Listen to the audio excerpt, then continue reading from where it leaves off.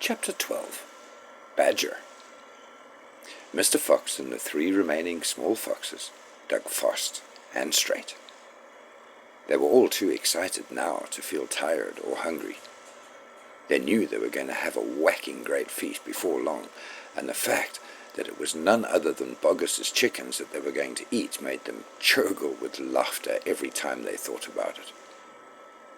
It was lovely to realize that while the fat farmer was sitting up there on the hill, waiting for them to starve, he was also giving them their dinner without knowing it. "Keep digging," said Mr. Fox. "It's not much further." All of a sudden, a deep voice above their heads said, "Who goes there?" The foxes jumped. They looked up quickly and they saw, peeking through the small hole in the roof of the tunnel, a long, black, pointed, furry face. "Badger!" cried Mr. Fox. "Foxy!" cried Badger. "My goodness me, I'm glad I found someone at last.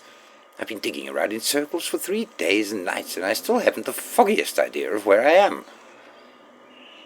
Badger made the hole in the ceiling bigger and dropped down beside the foxes. A small badger, his son, dropped down after him. "Haven't you heard what's happening on the hill?" Badger said excitedly. "It's chaos. Half the wood has disappeared, and there are men with guns all over the countryside. None of us can get out, even at night. We're starving to death."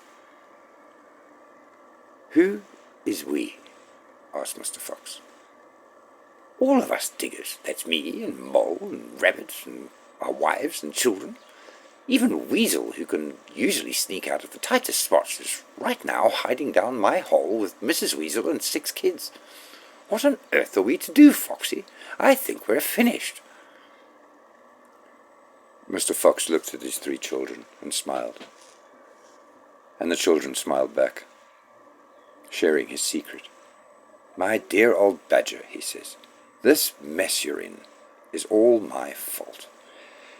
"I know it's your fault," said Badger furiously, "and the farmers are not going to give up until they've got you. Unfortunately, that means us as well. It means everyone on the hill." Badger sat down and put a paw around his small son. "We're done for," he said softly.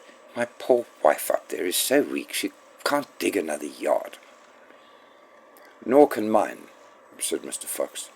"And yet, at this very minute, she is preparing for me and my children the most delicious feast of plump, juicy chickens." "Oh, stop," said Badger. "Don't tease me. I can't stand it." "It's true," said the small foxes. "Dad's not teasing. We've got chickens galore."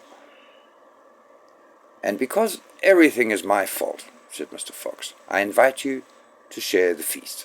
I invite everyone to share it, you and Mole and Rabbit and Weasel and all your wives and children. There'll be plenty to go around, I can assure you." "You mean it?" cried Badger. "You really mean it?"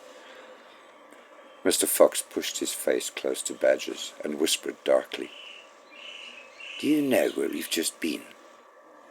"Where?" "Right inside Bogus's chicken house number 1.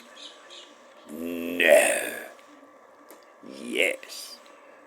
But that is something to where we are going now. You have just come at the right moment, my dear Badger. You can help us dig. And in the meanwhile, your small son can run back to Mrs. Badger and all the others and spread the good news." Mr. Fox turned to the small badger and said, "Tell them they are invited to the Fox's feast. Then bring them all here and follow this tunnel back until you find my home." "Yes, Mr. Fox," said the small badger. "Yes, sir. Right away, sir. Oh, thank you, sir." And he scrambled quickly back through the hole of the roof in the tunnel and disappeared.